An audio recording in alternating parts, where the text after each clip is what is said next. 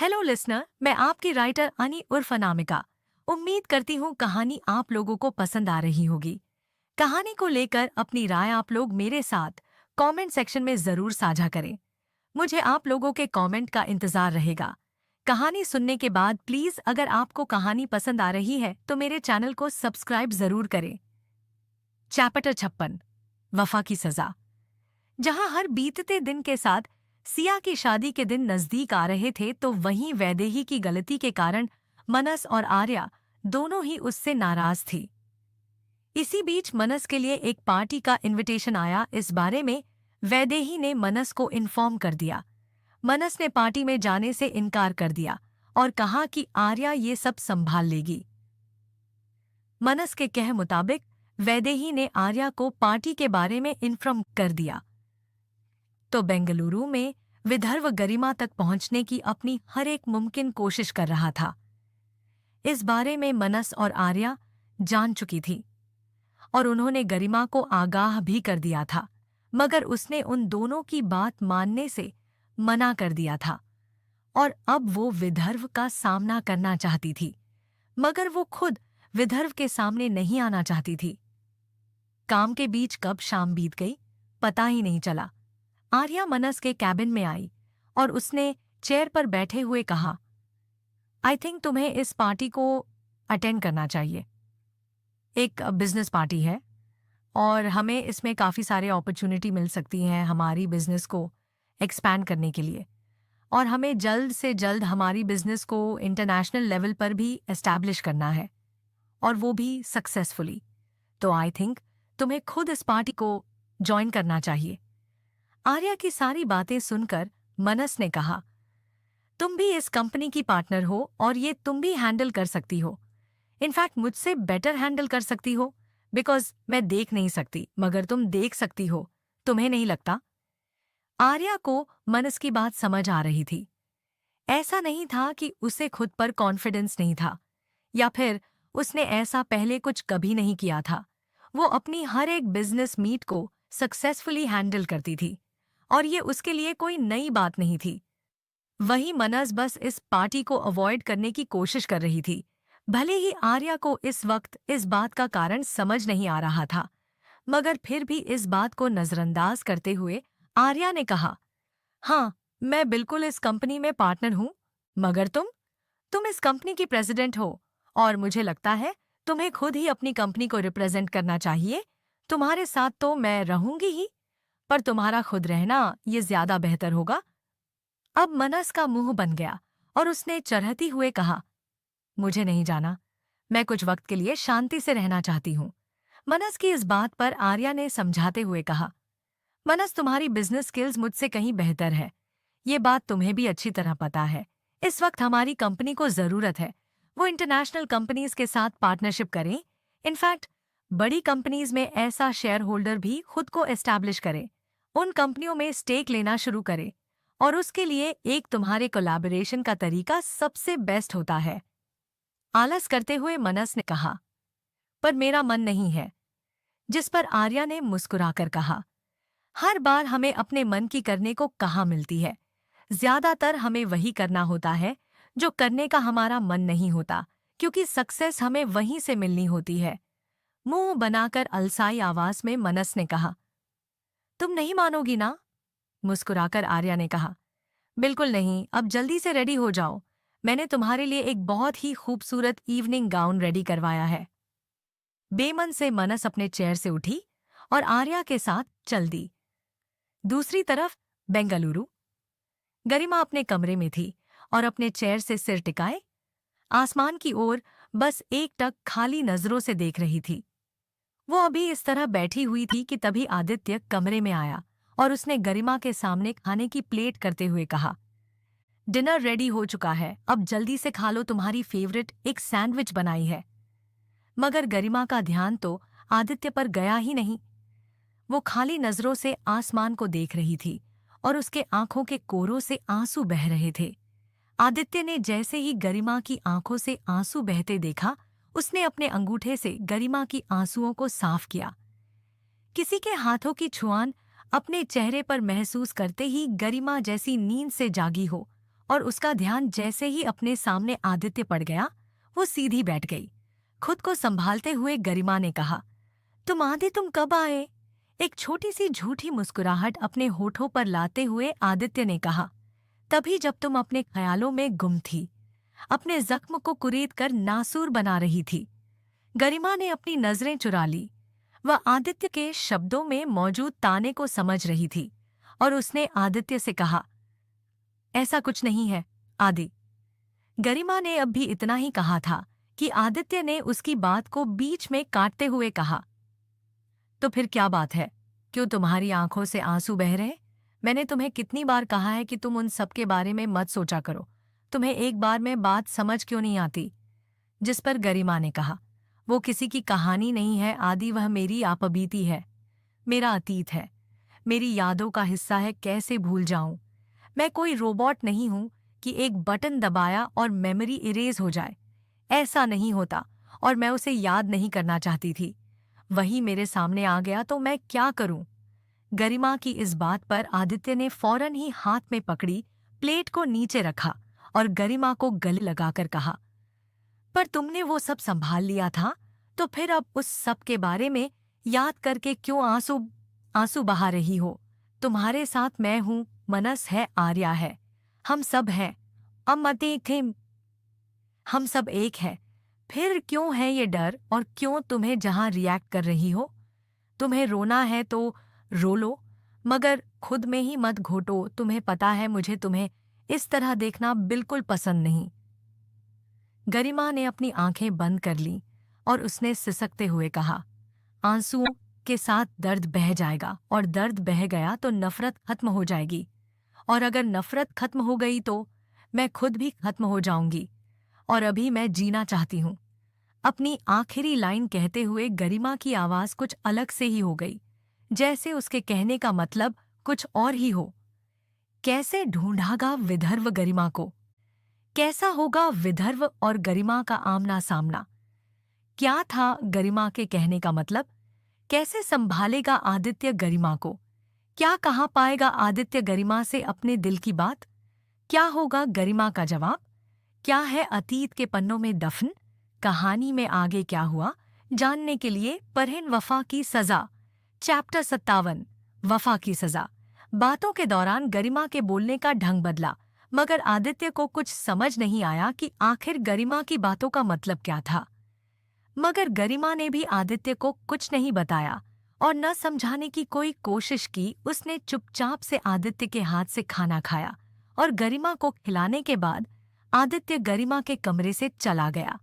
आदित्य को अपने दिल में एक अजीब सी बेचैनी और डर महसूस हो रहा था। ऐसा नहीं था कि आदित्य गरिमा के दिल की नफरत को नहीं जानता और समझता था, मगर फिर भी उसके अंदर गरिमा को खो देने का डर था। मगर ये डर इतना बड़ा नहीं था कि वो इस डर के आवेश में आकर गरिमा को दर्द दे दे।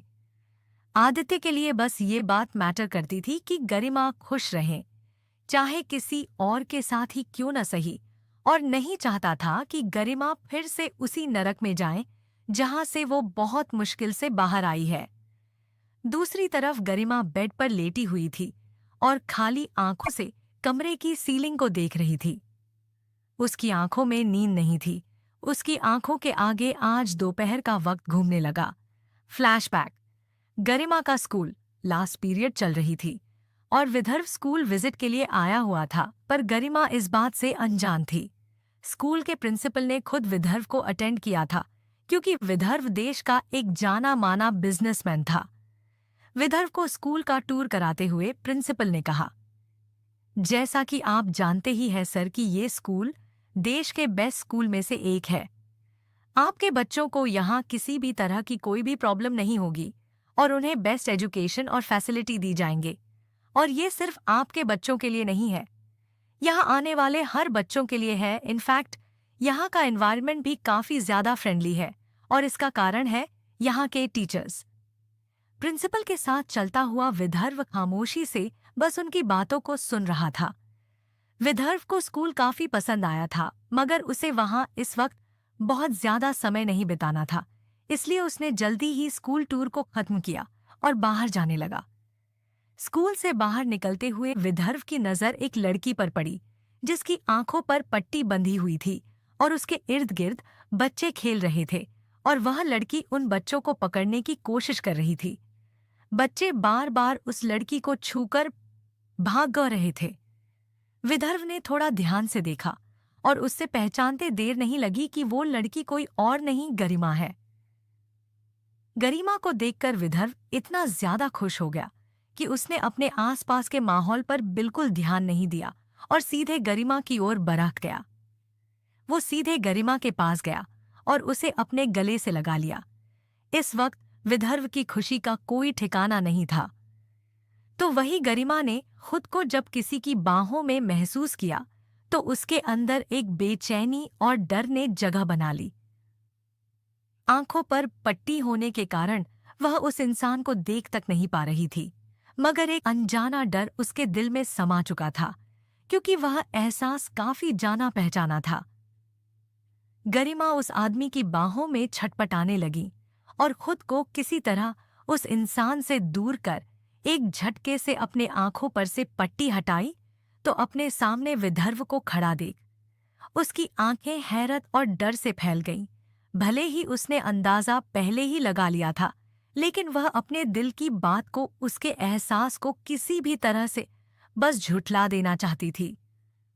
उसके मुंह से तो कुछ निकलने का नाम ही नहीं ले रहा था और काफी देर के बाद हकलाते हुए गरिमा ने कहा, विदर्भ।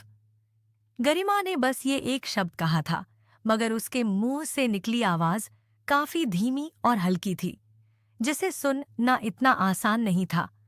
मगर गरिमा की फड़फड़ाते होठों की हरकत विदर्भ साफ साफ देख रहा था, जिस वजह से उसे समझते देर नहीं लगी कि वो उसका ही नाम ले रही है।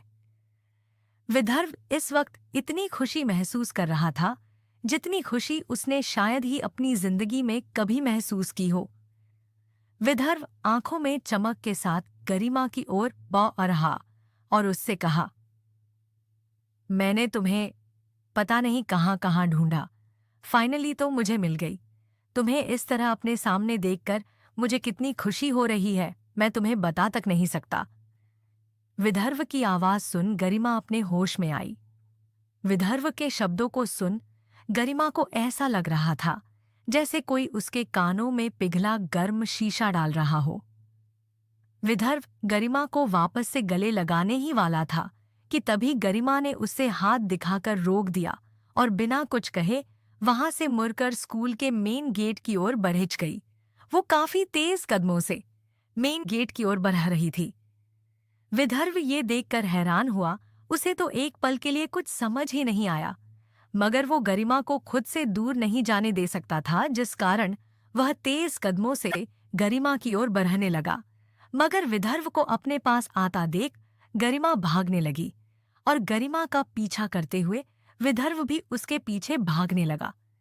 भागते हुए विदर्भ ने गरिमा को आवाज देकर कहा, गरिमा स्टॉप, मुझे बात करनी है तुमसे। गरिमा प्लीज मत जाओ। गरिमा भागते हुए मेन गेट क्रॉस कर गई। उसने अभी मेन गेट के बाहर कदम ही रखा था कि एक गाड़ी तेजी से उसके करीब आई। गरिमा की हालत डर के मारे खराब हो गई और उसने अपनी आंखें कस के बंद कर ली। कार अचानक से रुकी और गरिमा और उस कार में सिर्फ 3 से 4 सेंटीमीटर का ही फासला था। वो कार गरिमा के ठीक सामने आकर रुकी। कार का दरवाजा खुला। गरिमा को जब महसूस हुआ कि उसे चोट नहीं आई है तो उसने धीरे से अपनी आंखें खोली और कार की ड्राइविंग सीट को देख उसकी आंखें हैरत से फैल गईं। उसने एक्सपेक्ट नहीं किया था कि एग्जैक्ट टाइम पर आदित्य उसे रिसीव करने आ जाएगा। क्या होने वाला है विदर्भ और आदित्य का आमना सामना? विदर्भ से मिलकर कैसे रिएक्ट करेगा आदित्य? क्या मना पाएगा विदर्भ गरिमा को? क्या होने वाला है पार्टी में? कहानी में आगे क्या हुआ जानने के लिए पढ़िए वफा की सजा। चैप्टर 58 वफा की सजा। आदित्य गरिमा को रिसीव करने के लिए उसके स्कूल आ गया था। वो अभी स्कूल के करीब पहुंचा ही था कि उसने तुरंत देखा कि कोई लड़की उसके कार के सामने आ गई, जिसके कारण उसने झट से ब्रेक लगा दिया। अचानक हुई इस हरकत की वजह से आदित्य गुस्से से पूरी तरह से बौखला गया था, क्योंकि कोई भी बड़ा हादसा हो सकता था। वो कार के बाहर आया, मगर जैसे ही कुछ कहने को हुआ उसने देखा कि वो लड़की कोई और नहीं गरिमा थी। गरिमा को अचानक से इस तरह देख आदित्य घबरा गया और उसे अपने गले से लगा लिया। इस वक्त तक विदर्भ भी वहां आ गया और उसने आदित्य को गरिमा को गले लगाए देखा तो गुस्से से उसका पारा चरच गया। वो बर्दाश्त नहीं कर सकता था कि गरिमा के करीब कोई भी आए। एक तो उसने पहले ही गरिमा को अम्यूजमेंट पार्क से आदित्य के साथ जाते देखा और अब आदित्य गरिमा को गले लगाए हुए था और वो भी उसके सामने। विदर्भ तुरंत ही गरिमा और आदित्य के पास आया और गरिमा को आदित्य से अलग कर दिया और गरिमा को अपने पीछे कर आदित्य के मुंह पर मुक्का झड़कर उससे कहा, उससे दूर रहो, वो मेरी है। यह सब कुछ आदित्य के लिए बहुत ही अनएक्सपेक्टेड था, जिस वजह से आदित्य खुद को बचा नहीं पाया। उसका मुंह एक तरफ हो चुका था। उसने नजरें उठाकर विदर्भ को दिखा। उसकी आंखों में भी आंख थी। विदर्भ के कुछ भी कहने का असर आदित्य पर नहीं हुआ। उसने एक नजर गरिमा को देखा। गरिमा और आदित्य की नजरें एक दूसरे से मिली। गरिमा को जैसी हिम्मत मिली हो और उसने विदर्भ के आगे आई और आदित्य के बगल में खड़ी होते हुए विदर्भ से नजरें मिलाकर बोली, मैं तुम्हारी नहीं हूं। मेरा तुमसे कोई भी लेना देना नहीं और दोबारा मैं तुम्हारी शक्ल भी नहीं देखना चाहती। आदित्य के होठों पर एक तिरछी मुस्कुराहट आई। गरिमा ने आदित्य का हाथ पकड़ा और कार की ओर बढ़ गई, मगर विदर्भ ने तुरंत ही उसकी कलाई पकड़ उसे रोक लिया। गरिमा ने मुड़कर विदर्भ के हाथों को देखा, जिससे उसने उसके हाथों को पकड़ा हुआ था। गरिमा कुछ भी कहती इससे पहले ही विदर्भ ने कहा, तुम सिर्फ मेरी हो और मैं तुम्हें कहीं नहीं जाने दूंगा। तुम यहाँ से जाओगे जरूर, मगर मेरे साथ। इस पॉइंट पर आदित्य आगे आया और उसने गरिमा का हाथ आदित्य के हाथों से छुड़ाते हुए कहा, सोचना भी मत गरिमा के करीब आने की, वरना इस बार ये कदम तुम्हारे लिए काफी महंगा होने वाला है। इस बार अगर तुमने गरिमा के साथ कुछ भी करने की सोची तो उसकी भारी कीमत चुकाओगे। दांत पीसकर विदर्भ ने कहा, क्या भूल गए हो कि क्या हालात की थी मैंने तुम्हारी कंपनी की? अगर अपने आप को भविष्य में भीख मांगते हुए नहीं देखना चाहते हो तो चले जाओ यहां से। आदित्य ने विदर्भ के सामने तनकर कहा, मैं पहले भी अपनी कंपनी को दांव पर लगाने के लिए तैयार था और आज भी तैयार। और सिर्फ मैं ही नहीं, मेरी बहनें भी इस चीज के लिए तैयार है। पिछली बार तुम जीते थे क्योंकि गरिमा पीछे हट गई थी, मगर इस बार तो गरिमा भी पीछे नहीं हटने वाले। और गरिमा का हमारे साथ होने का मतलब है हमारी जीत, चाहे जो हो जाए। न हम तुम्हारे आगे घुटने टेकेंगे और न ही गरिमा। फिर आदित्य ने इशारे से गरिमा को कार में बैठने को कहा। गरिमा दोनों आदमियों को देख रही थी। उन दोनों के बीच जैसे कोई स्पार्क सा हुआ और एक पल को ऐसा लगा कि किसी को पता तक नहीं चलेगा और सब कुछ बर्बाद हो जाएगा। वो दोनों ही आदमी एक दूसरे को नफरत और गुस्से से देख रहे थे, मगर इस बार गरिमा ने सारा कुछ आदित्य के ऊपर ही छोड़ दिया था और वो कार की पैसेंजर सीट की ओर बढ़ा गई। विदर्भ ने फिर से गरिमा को रोकने की कोशिश की और इमोशनल होते हुए कहा, प्लीज मत जाओ, हम लोग एक फैमिली है। अभी विदर्भ ने इतना ही कहा था कि गरिमा ने उसकी बात को बीच में ही काटते हुए कहा, करेक्शन मिस्टर विदर्भ राणावत, आपका सरनेम राणावत है और मेरा रक्षित। हम लोग एक फैमिली नहीं है। गरिमा की आवाज में एक अलग ही कॉन्फिडेंस झलक रहा था। बेचैन होकर विदर्भ ने कहा, हम हैं। तुम मेरे बच्चों की माँ हो, हम एक फैमिली है। विदर्भ का इतना कहना भर ही था कि गरिमा का गुस्सा अपनी हद पार कर गया और उसने एक झटके से अपना हाथ विदर्भ के हाथ से छुड़ाया और एक तेज तमाचा विदर्भ के गाल पर चारच दिया। फिर उसके कॉलर को अपनी मुट्ठियों में कसकर अपनी आग उगलती आंखों को विदर्भ से मिलाते हुए कहा, डोंट, उन्हें अपना बच्चा कहने की गलती मत करना मिस्टर विदर्भ राणावत। वो सिर्फ मेरे बच्चे हैं जिन्हें तुमने मुझसे छीना है। तुम्हारा उनसे कोई लेना देना नहीं और हम कोई फैमिली नहीं। मुझे तो याद नहीं कि मैंने तुमसे किसी भी तरह की शादी की हो, ना ही कोर्ट मैरिज, ना मंदिर, ना ही कुछ और। फिर कैसा रिश्ता? कैसा परिवार, दोबारा यह बकवास की तो मेरे गुस्से को झेलने की ताकत तुम में नहीं है। इसमें दोबारा मुझे उकसाने की गलती मत करना। विदर्भ तो इस तरह से गरिमा को देखकर शॉक था, मगर आदित्य भी कुछ कम हैरान नहीं था। उसने भी गरिमा के ऐसे रिएक्शन को इमेजिन नहीं किया था। इस बात से कोई फर्क नहीं पड़ रहा था कि गरिमा ने उस पर इस तरह सड़क के बीच में हाथ उठा दिया, मगर जो कुछ भी गरिमा ने कहा था वो विदर्भ के दिल को चीर देने के लिए काफी था। इमोशनल होकर विदर्भ ने कहा, सचमुच तलवार से ज्यादा गहरे घाव शब्द देते हैं। काश मैंने ये बात पहले समझ ली होती। गरिमा ने एक झटके से विदर्भ का कॉलर छोड़ा और जाके पैसेंजर सीट पर बैठ गई। आदित्य भी ड्राइविंग सीट पर बैठा और कार स्टार्ट कर दी। उन दोनों के वहां से जाते ही विदर्भ ने अपने बॉडीगार्ड की टीम से किसी आदमी को फोन लगाया और कहा, गरिमा और आदित्य के कार यहां से निकल रही है, उनका पीछा करो और उनके बारे में जितनी जानकारी इकट्ठा कर सकते हो करो। इतना कहकर विदर्भ ने बिना सामने वाले इंसान की बात सुने कॉल कट कर दिया। Flashback and. आगे क्या करेगा विदर्भ? क्या करेगी माफ गरिमा विदर्भ को? कैसे मनाए गम विदर्भ गरिमा को? कहानी में आगे क्या हुआ जानने के लिए पढ़ें वफा की सजा, चैप्टर 59, वफा की सजा। कल दोपहर में हुई बातों को सोचकर गरिमा परेशान थी और उसकी आंखों से नींद ओझल थी। तो वही अपने घर में विदर्भ को भी नींद नहीं आ रही थी। वो भी दोपहर में हुई बातों के बारे में भी सोच रहा था। अब तक उसे गरिमा के घर का पता तो चल चुका था, लेकिन अब वो ऊपर वाले का शुक्र मना रहा था कि वो बच्चों को अपने साथ लेकर नहीं गया था, वरना बच्चे उसके और गरिमा के बीच की उस बहस को देखते तो पता नहीं उन पर इस बात का क्या ही असर होता। मगर विदर्भ और गरिमा के अलावा कोई और भी था जो कि बेचैन था। टकटकी लगाए अपने कमरे की सीलिंग को देख रहा था। ये कोई और नहीं आदित्य था, जो कि दोपहर में हुई बातों को लेकर ही सोच रहा था। तो वहीं बेंगलुरु में हुई इस उथल पुथल से अनजान मनस और आर्या दोनों ही पार्टी में पहुंच चुके थे। जहां आर्या ने एक फॉर्मल ड्रेस पहनी हुई थी तो वहीं मनस ने एक सुंदर सा व्हाइट कलर का गाउन पहना हुआ था, जिसमें वो बेहद ही खूबसूरत लग रही थी। पार्टी में उन दोनों की एंट्री भी उतनी ही शानदार थी, जिसके बाद हर किसी की नज़र बस उन दो लड़कियों पर ही टिकी हुई थी, जो कि बला की खूबसूरत लग रही थी। ये कहना गलत नहीं होगा कि उन्हें देखकर ऐसा लग रहा था जैसे स्वर्ग की अप्सरा इस जमीन पर उतार आई हूं। आर्या फॉर्मल ड्रेस में भी उतनी ही खूबसूरत लग रही थी। एक बिजनेस पार्टी होने के कारण यहाँ पर लोग अपने अपने ग्रुप में खड़े थे और बिजनेस के बारे में ही डिस्कस कर रहे थे। आर्या पूरे वक्त मनस के साथ ही रह रही थी, क्योंकि मनस देख नहीं सकती थी, इसलिए उसे चीजों को और लोगों को हैंडल करने में थोड़ी सी प्रॉब्लम हो जाती, जिसकी वजह से आर्या बिल्कुल भी मनस को अकेला नहीं छोड़ रही थी।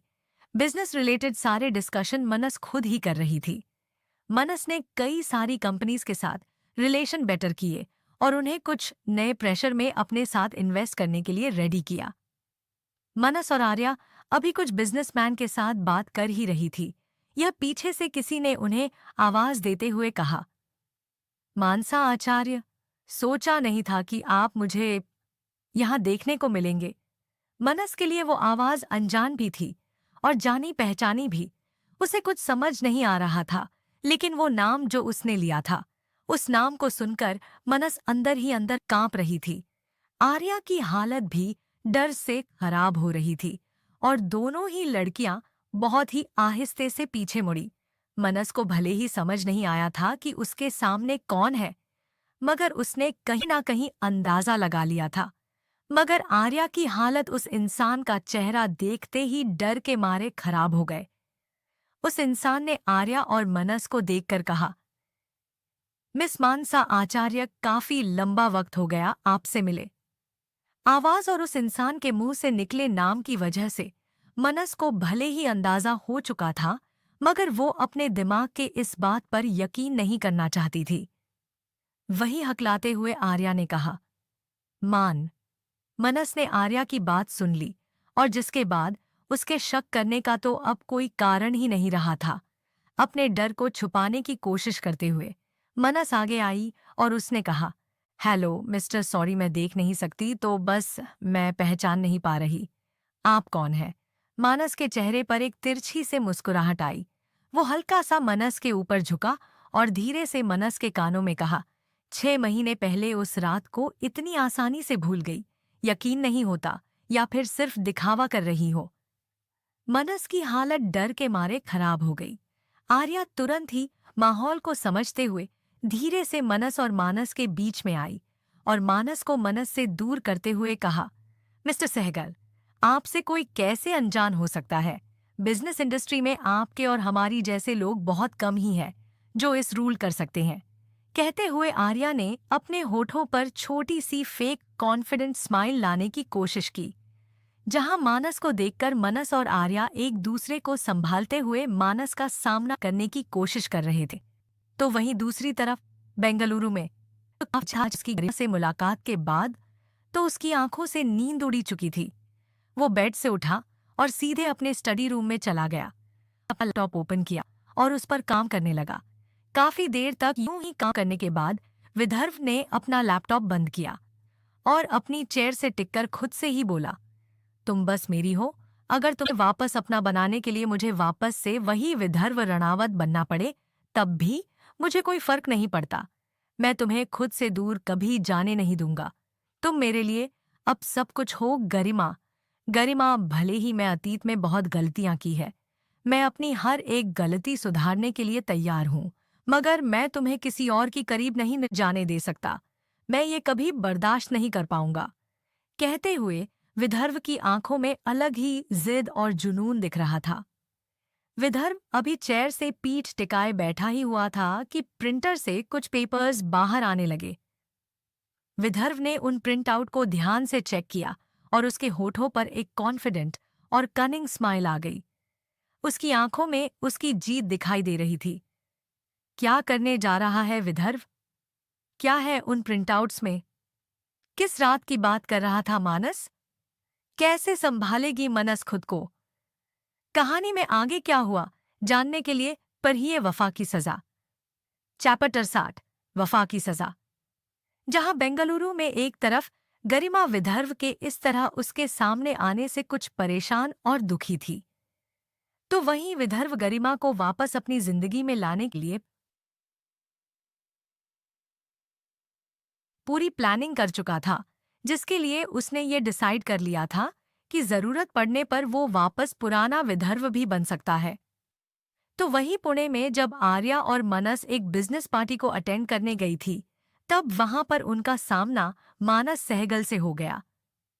मनस को उसे पहचानने के लिए आंखों की जरूरत तक नहीं पड़ा।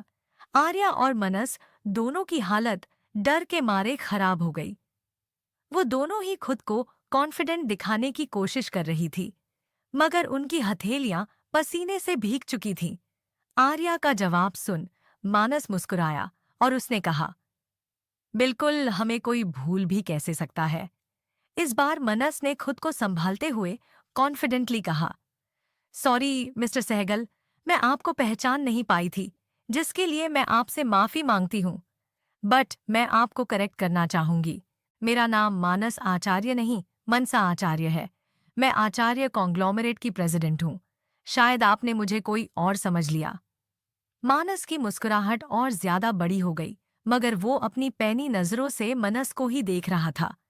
मनस भले ही देख ना सकती हो, मगर मानस के नजरों की तपिश वो अपने ऊपर अच्छी तरह महसूस कर सकती थी।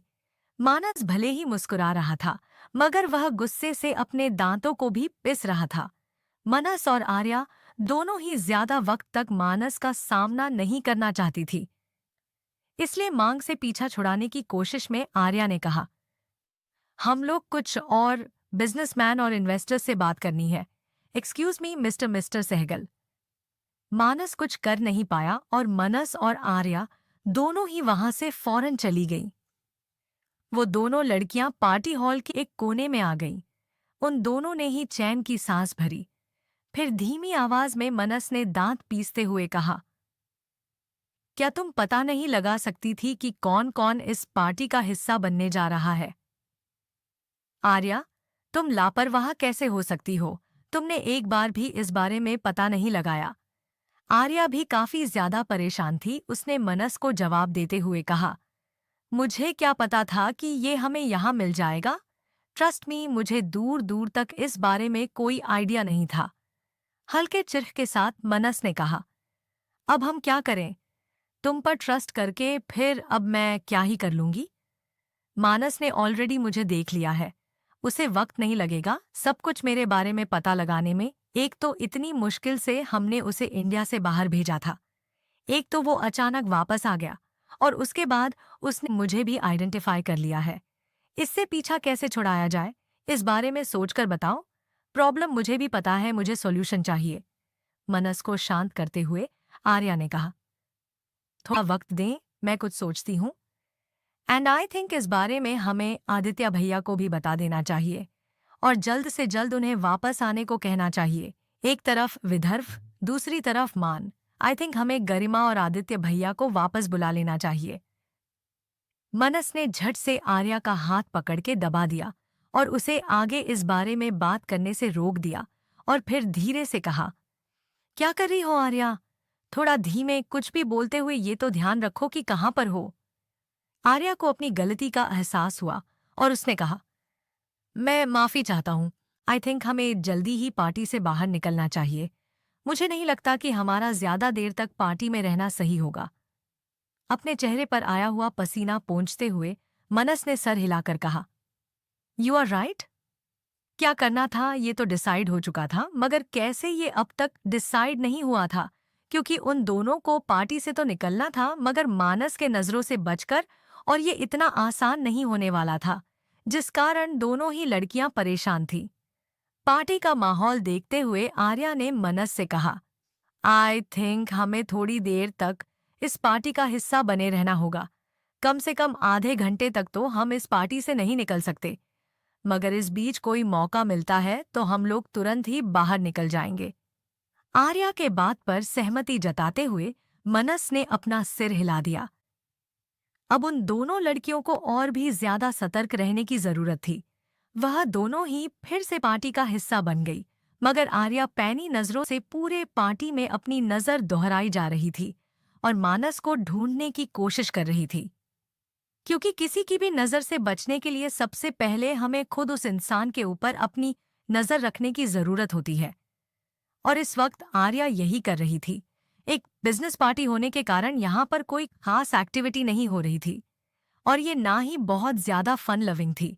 सभी लोग अपने अपने ग्रुप में डिवाइडेड थे और बिजनेस के बारे में ही बात कर रहे थे। भले ही बिजनेस पार्टीज जितनी भी बोरिंग होती हो, मगर इतनी बोरिंग भी नहीं कि कोई अपना सर ही पकड़ ले। पार्टी हॉल में हल्का हल्का म्यूजिक बज रहा था, जो माहौल को लाइट कर रहा था। आर्या अपनी तेज नजरों से मानस को ढूंढने की कोशिश कर रही थी,